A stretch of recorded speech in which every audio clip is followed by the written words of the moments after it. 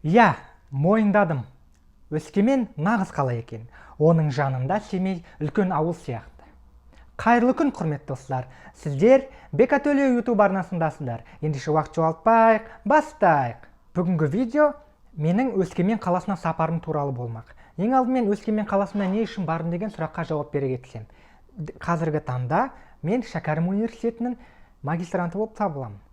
Бірінші курстың соңында, яғни екінші семестрдан кейін, жазғы емтиханнан кейін бізді университет Сәрсен Аманжолов атындағы мемлекеттік университетке ғылыми тағылымдамадан өтуге жолдама берген болатын.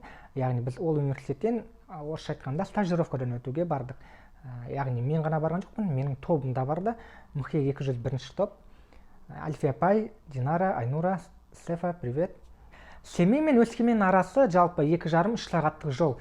29 мамыр ерте таңертең тұрып, аман-есен сағат 6-дан 9-ға дейін, 8-ге дейін 2 сағатта Өскеменге жеттік группамен бірге. Одан кейін киімімізді ауыстырып, ғылыми тағылымдаманың жетекшісімен танысу үшін және университеттің адамдарымен танысу үшін бірден Сәрсен Аманжолов университетінің бірінші оқу ғимаратына жол тарттық. Бұл жерде айта кететін, Сәрсен Аманжолов атындағы университеттің бірінші оқу ғимараты өте таза, өте әдемі. Сәрсен Аманжоловтың ескерткіші бар, фонтан ойнап тұрады, фонтан ағып тұрады, айналаның барлығы тап-таза деген сияқты. Ең алдымен көзге түскен ерекшеліктерді, былайша айтқанда көріністі айтып отырмын сіздерге. Одан кейін сол күні 29 мамыр күні біз университет бойынша тағылымдама жетекшісі, яғни сол Өскемендегі университеттің тағылымдама жетекшісімен таныстық. Ол бізде Шайықова Бақтықали Асқаровна. Сол кісімен танысып, ғылыми тағылымдама барысы бойынша жеке жұмыс жоспарымызды жасап, әр магистрант сол бойынша сәйкес тиісті тапсырмаларды алдық. Сонымен қатар біз ол күні сол университеттің ғылыми кітапханасымен, оқу залымен, басқа да материалдық техникалық базасымен танысып шықтық толығымен. Одан кейін әрі қарай уже екінші күннен бастап, 30 мамырдан бастап біз ғылыми тағылымдаманың өту барысындағы тапсырмаларды орындаумен қатар бос уақытымызда біз түстен кейін көбінесе Өскемен қаласын араладық. Мысалы, аналогия жүргізетін болсақ, Семейдегі қазына Өскемендегі АДК сияқты. Бірақ АДК қазынадан бірнеше есе үлкен.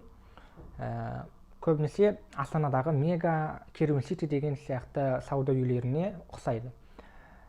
Ал жол мәселесіне келетін болсақ, Өскемен өзінде жол қаланың іші болсын, шет жақтары болсын, біз барған жерлер жолы өте түзу, машиналар жүргенге ыңғайлы екен Семейдің жолдарымен салыстырған кезде. Сонымен қатар автобуста көп қатынадық. Сол автобуста Каспий QR арқылы төлем жасау өте ыңғайлы болды бізге. Одан бөлек АДК деген сауда үйін араладық. Сонымен қатар Император деген сауда үйін кіріп аралап көрдік. Одан кейін тағы да ЦУМ, неше түрлі сауда орындарында болдық. Бәйтерек мини копиясын көрдік. Астанадағыдай көпірдің баламалы нұсқасын көрдік. Сонымен қатар біз группамен бірге мен түрлі орындарда болдық, яғни Семейде жоқ, KFC-да болдық. Одан басқа ролик тептік деген сияқты. Осында алған әсерлеріме келетін болсақ, жалпы Өскемен қаласы өте керемет әсер қалдырды маған. Себебі Семей қаласымен салыстырған кезде өзім туған жерім болса да, Семей қаласы Өскемен қаласына қарағанда едәуір инфраструктура жағынан, биліктің, жалпы адамдардың өз қаласына деген жауапкершілікпен қарау жағынан өте үлкен айырмашылықты байқадым.